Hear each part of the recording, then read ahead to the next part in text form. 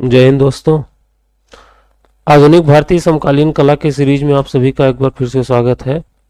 और हम लोग आधुनिक भारतीय समकालीन कलाकार के 91 प्रश्नों को सॉल्व कर चुके हैं। आज प्रश्न संख्या 92 से आगे बढ़ेंगे। थ्योरी को कंप्लीट करने के बाद हम लोगों ने बेहतरीन तरीके से प्रश्नों को सॉल्व किया और उसको समझते हुए अच्छे तरीके से आगे बढ़े हैं। तो अभी तक जो भी मित्र इसको नहीं ज्वाइन किए हैं वो सभी लोग चैनल को ज्वाइन कर लीजिए। और चैनल को ज्वाइन करने के बाद आप सभी लोग अपने जो मित्र हैं उनको भी चैनल शेयर कर दीजिए, क्योंकि चैनल पे सब्सक्राइबर कम है। तो आप सभी से हम अनुरोध कर रहे हैं कि आप लोग जल्दी से चैनल को सब्सक्राइब करिए और 1000 सब्सक्राइबरों की संख्या पहुंचाने में अपना महत्वपूर्ण योगदान दीजिए। चलिए हम लोग आगे अपने प्रश्नों की ओर चलते हैं। प्रश्न संख्या 92 से, और 92 नंबर का प्रश्न आपके सामने है। कह रहा है कि अमृता शेरगिल का जन्म कहाँ हुआ था। अमृता शेरगिल के बारे में हम लोगों ने खूब बेहतरीन तरीके से देखा है। एक बार थोड़े से एक स्लाइड में, नए स्लाइड में देख लेते हैं अमृता शेरगिल के बारे में। अमृता शेरगिल का नाम आप लोगों ने खूब सुना होगा, और ये विदेशी चित्रकार, मतलब विदेश में जन्मी चित्रकार है अमृता शेरगिल। अमृता शेरगिल का जन्म 1913 ईस्वी में हंगरी में हुआ था। हंगरी के बुडापेस्ट में इनका जन्म हुआ था। इनकी माता हंगेरियन महिला थी और इनके पिताजी भारतीय सरदार थे। तो ये वहीं पे गए और विवाह कर लिए। इनकी माता भी चित्रकार थी। और हंगरी में इनका जन्म होने के बाद ये 1935 ईस्वी में 1934-35 के आसपास ये भारत आई थी। और भारत आने के बाद ये वहीं पे हिमाचल प्रदेश में शिमला में अपना निवास स्थान बना के वहीं रहने लगी थी। 1935 के आसपास इन्होंने इलाहाबाद वर्तमान प्रयागराज में इन्होंने पहली बार अपनी एकल प्रदर्शनी की थी। ठीक है, इसके पहले इनके चित्रों की प्रदर्शनी पेरिस में हो चुकी थी, पेरिस में हो गई थी, लेकिन जो इनकी अलग से प्रदर्शनी की गई वो इलाहाबाद में 1935 में इन्होंने किया। और पेरिस में इन्होंने अपनी पढ़ाई को भी पूरा किया था, अध्ययन भी इन्होंने पेरिस से ही किया था। और इनसे संबंधित प्रश्नों में पूछा जाता है कि इनके कुछ चित्र हैं, जैसे कि हंगेरियन गर्ल हो गया, हंगेरियन गर्ल हो गया, थ्री वुमेन हो गया, और द मैन हो गया, द वुमेन हो गया, और केला बेचते हुए, ये सभी इनके प्रमुख चित्र रहे हैं। तो आप सभी को थोड़ा सा इनके बारे में एक साधारण सी जानकारी मिल गई होगी। 1913 ईस्वी में जन्म होने के बाद 1941 ईस्वी में इनकी मृत्यु भी हो गई थी। 28 साल ये जीवित थी, इतने में इन्होंने अपने आप को इस्टेब्लिश कर दिया और भारतीय चित्रकला जगत में अपने आप को अमर कर दिया। 1935 से और 1941 तक इन्होंने चित्रण भी किया था बेहतरीन तरीके से। उसके बाद फिर ये एक्सपायर कर गई थी। तो शायद आपको समझ में आ गया होगा, अमृता शेरगिल के बारे में एक बार रिवीजन हो गया होगा। तो अमृता शेरगिल का जन्म कहाँ पे हुआ था? हंगरी में हुआ था, और मृत्यु इनकी यहीं भारत में ही हुई थी। अगला प्रश्न कह रहा है कि प्रथम भारतीय प्रभाववादी कलाकार कौन है? प्रथम भारतीय प्रभाववादी कलाकार NS बेंद्रे साहब हैं। NS बेंद्रे साहब के बारे में थोड़ा सा एक बेहतरीन रिवीजन हम लोग कर लेते हैं। हालांकि इनके बारे में तो हम लोग देखे ही हैं। NS बेंद्रे साहब का जन्म 1910 ईस्वी में हुआ था, इंदौर में, मध्य प्रदेश में। और मध्य प्रदेश में इंदौर में इनका जन्म हुआ था। तो इंदौर में, तो आप इंदौर का नाम सुनते ही एक बात दिमाग में याद आ जानी चाहिए आपको कि वहाँ पे इंदौर कला विद्यालय है, इंदौर कला विद्यालय। और इस समय 1910 में इनका जन्म हुआ है, तो लगभग 20-30 के आसपास ये वहीं पढ़ने गए होंगे। इंदौर कला विद्यालय, इंदौर कला विद्यालय में एक बहुत महत्वपूर्ण प्राध्यापक, वो बहुत महत्वपूर्ण अध्यापक थे, दत्तादेव देवलालीकर साहब, ट्रिपल डी जिनको हम कहते हैं। तो इन्हीं से इन्होंने शिक्षा ग्रहण किया था। एन.एस. बेंद्रे साहब प्रभाववादी कला में चित्रण किया करते थे, प्रभाववादी। और अब ये जब दत्तादेव साहब के शिष्य थे, तो जाहिर सी बात है कि ये दृश्य चित्रण भी किया करते थे। ठीक है, दृश्य चित्रण भी में भी ये निपुण थे।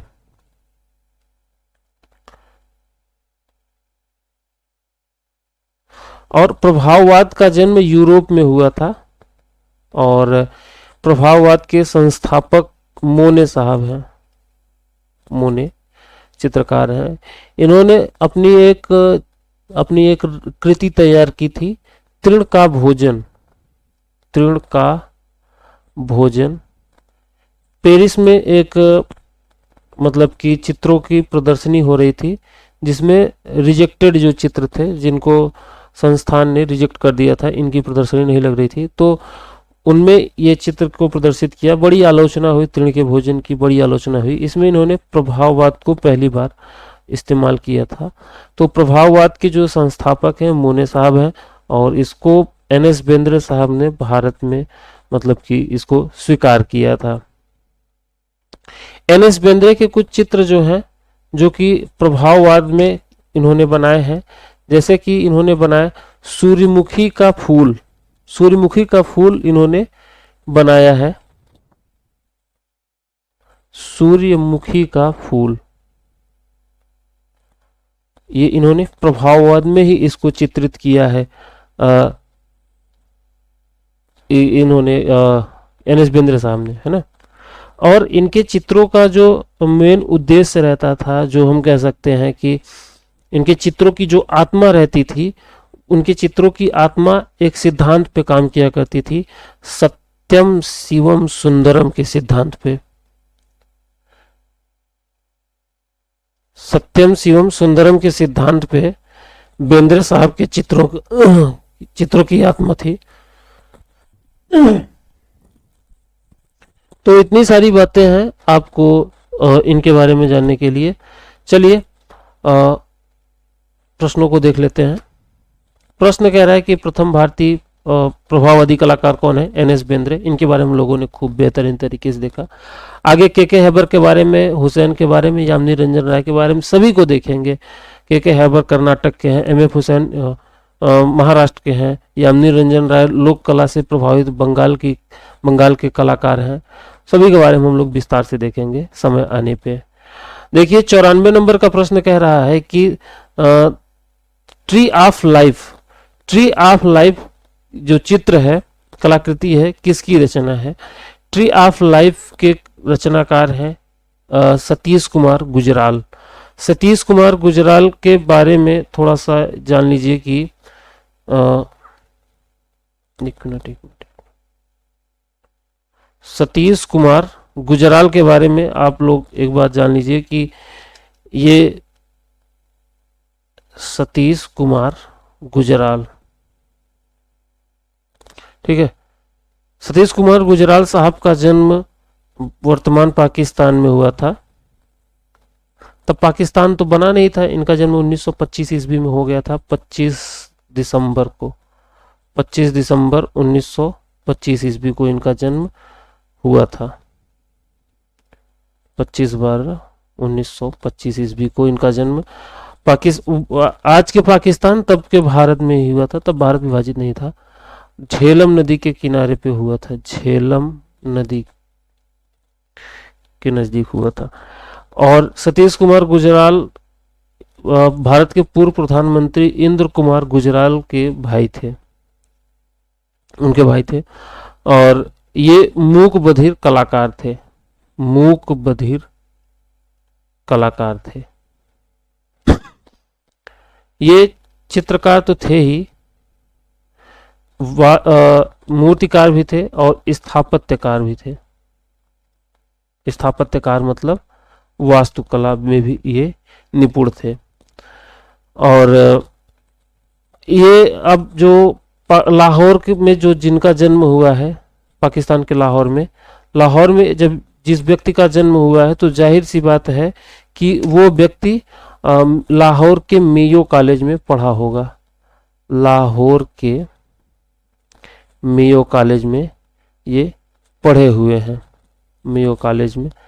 और उसके बाद फिर ये 1944 के आसपास में जब भारत में थे, तो ये sir J school of art से इन्होंने डिप्लोमा का सर्टिफिकेट धारण किया था। ठीक है, डिप्लोमा का सर्टिफिकेट इन्होंने धारण किया था।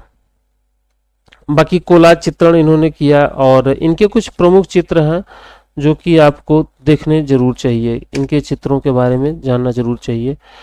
जैसे कि इनके चित्रों में प्रमुख चित्र हैं, जैसे कि इन्होंने बनाया ये पाकिस्तान में इनका जन्म हुआ था, तो ये थोड़ा सा मोहनजोदड़ो संस्कृति से प्रभावित थे, तो मोहनजोदड़ो संस्कृति का बनाया, मोहनजोदड़ो संस्कृति का चित्रण किया। और इन्होंने एक चित्र बनाया आदमी का, एक चित्र बनाया मशीन का, एक चित्र बनाया आदमी का, एक चित्र बनाया मशीन का। और इन्होंने बनाया तूफान के तिनके। और इन्होंने चित्र बनाया अंत का आरंभ। और इन्होंने एक चित्र बनाया मॉर्निंग। और एक प्रमुख चित्र बनाया, मोस्ट इंपॉर्टेंट है, स्टार बना दीजिए, बनाया जश्न आजादी।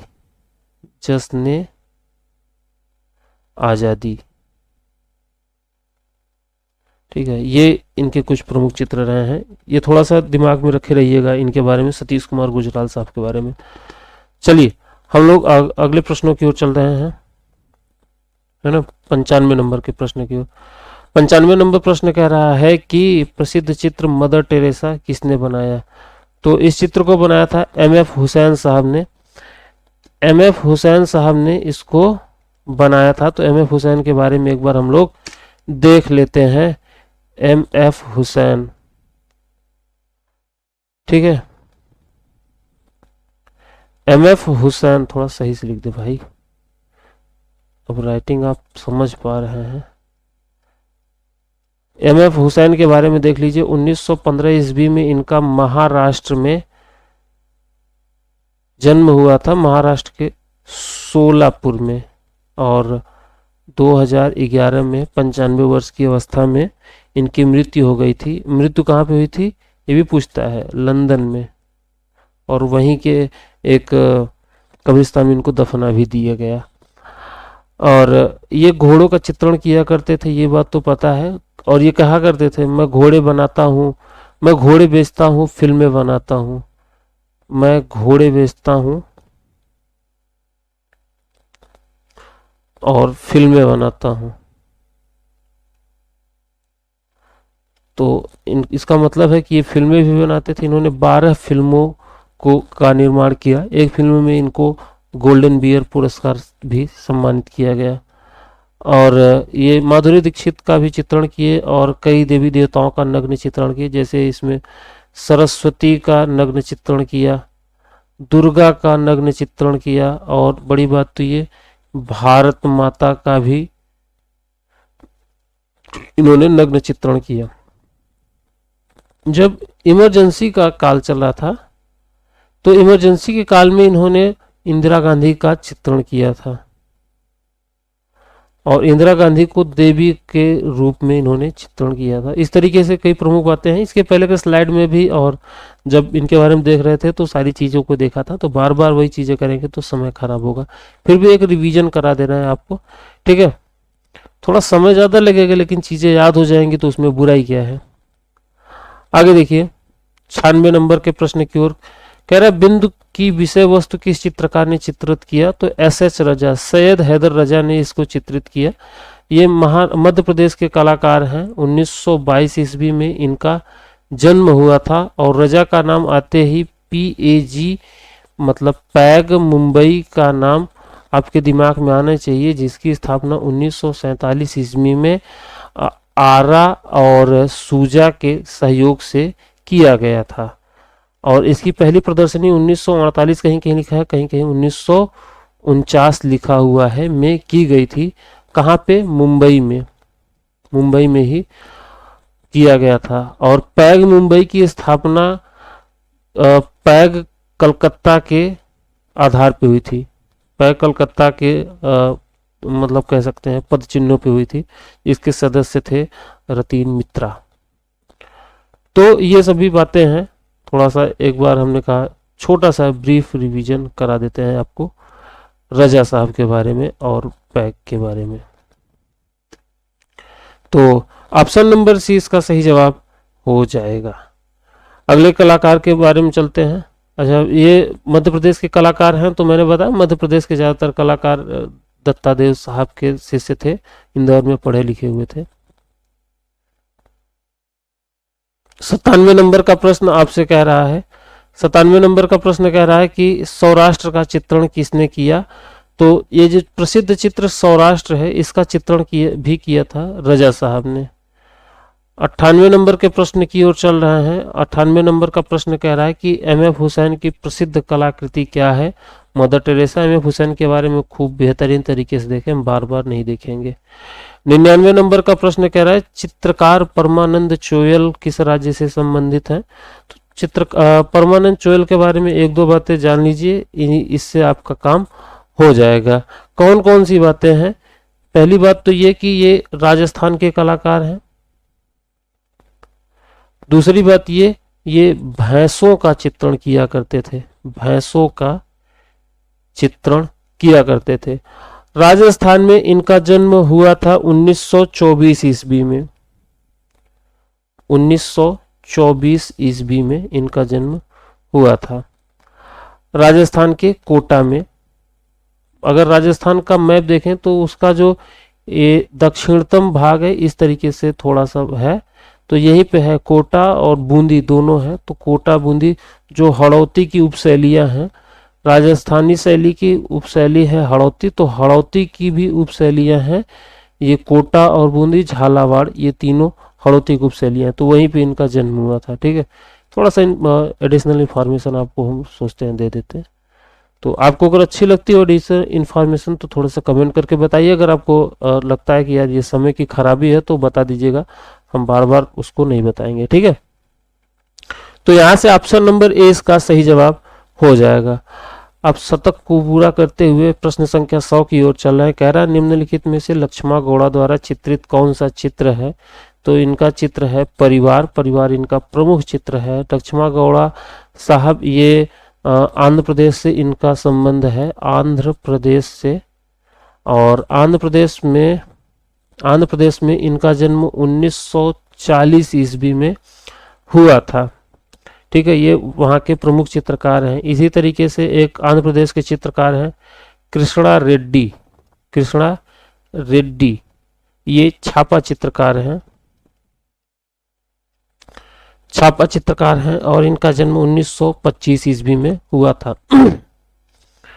चलिए अगले प्रश्न की ओर चल रहे हैं। 101 नंबर का प्रश्न कह रहा है कि दांडी मार्च यात्रा किसने किया। तो इस तरीके का महान काम नंदलाल बोस कर सकते हैं। और नंदलाल बोस साहब के बारे में हम बता दें, इनका जन्म मुंगेर में हुआ था।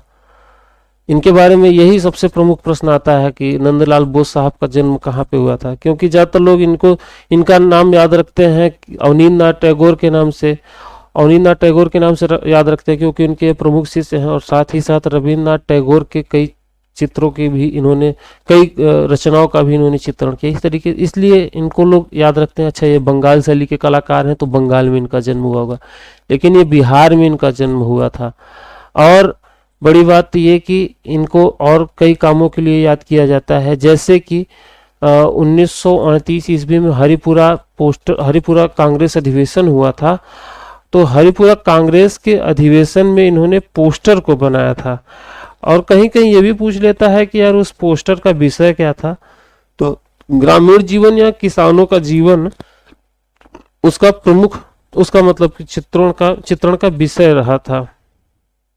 संविधान के चित्रों का भी, संविधान में जो चित्र बने हैं उसका भी चित्रण इन्होंने किया है। बहुत महत्वपूर्ण कलाकार हैं नंदलाल बोस। इनको ये शांति निकेतन में पढ़ाया करते थे। शांति निकेतन, शांति निकेतन जानते हैं कि कलकत्ता, पश्चिम बंगाल में, कलकत्ता में है, वेस्ट बंगाल में है। और इनको वहाँ पे जो छात्र थे प्यार से मास्टर मोसाए के नाम से भी जानते थे, मास्टर मोसाए। और मास्टर मोसाए साहब ने एक बहुत अच्छा काम किया था, वहाँ पे कारु संघ की स्थापना की थी, कारु संघ की स्थापना की थी। एक मैं आपको ट्रिक बता दे रहा हूँ कि जब भी कभी बात आ जाए स्वतंत्रता आंदोलन से संबंधित तो ज़्यादातर आप प्रेफरेंस दीजिएगा इन्हीं को, क्योंकि इन्होंने ही ज़्यादातर स्वतंत्रता आंदोलन से संबंधित चित्रों का चित्रांकन किया, उसमें इन्होंने सहयोग प्रदान किया। ये बड़े उसमें जुझारू व्यक्तियों में से एक माने जाते हैं, कलाकारों में से। ऑप्शन नंबर डी इसका सही जवाब हो जाएगा। अगला प्रश्न 102 नंबर का प्रश्न है, और अभी इनके बारे में हमने बात ही किया, कृष्णा रेड्डी के बारे में, और ये आ भी गए। तो कृष्णा रेड्डी साहब द्वारा सृजित छापा चित्र, मैंने कहा ये छापा चित्रकार हैं, तो कह रहा है छापा चित्र इनका कौन सा है, तो भंवर को इन्होंने चित्रित किया है, भंवर नामक चित्र को। मैंने इनके बारे में बताया है कि ये भी आंध्र प्रदेश के कलाकार थे, आंध्र प्रदेश के हैदराबाद में। अभी तो हैदराबाद तो तेलंगाना में पहुंच गया है, तो अब मान लीजिए तेलंगाना में इनका जन्म हुआ था 1925 ईस्वी में, पहले के आंध्र प्रदेश के हैदराबाद में इनका जन्म हुआ था। तो प्रश्न संख्या 103 की ओर चल रहे हैं। 103 नंबर का प्रश्न आपके सामने आ रहा है, और 103 नंबर का प्रश्न आपसे कह रहा है, अमृता शेरगिल द्वारा बनाया गया चित्र थ्री गर्ल्स, मतलब 3 लड़कियां, मैंने बताया ना इनके चित्रों में 3 लड़कियां हैं, तो कह रहा है कि इन्होंने 3 गर्ल्स को किस माध्यम में चित्रित किया, तो इन्होंने चित्रित किया था इसको तैल रंग में, तैल रंग में इन्होंने इसको चित्रित किया था। बार बार अमृता शेरगिल के बारे में नहीं देखेंगे।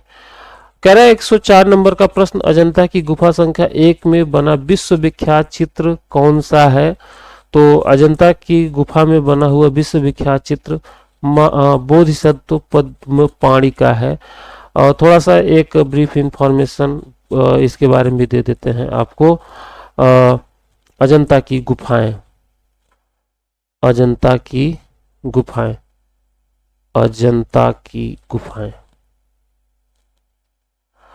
अजंता की गुफाएं जो है ये ईसा पूर्व 200 BC से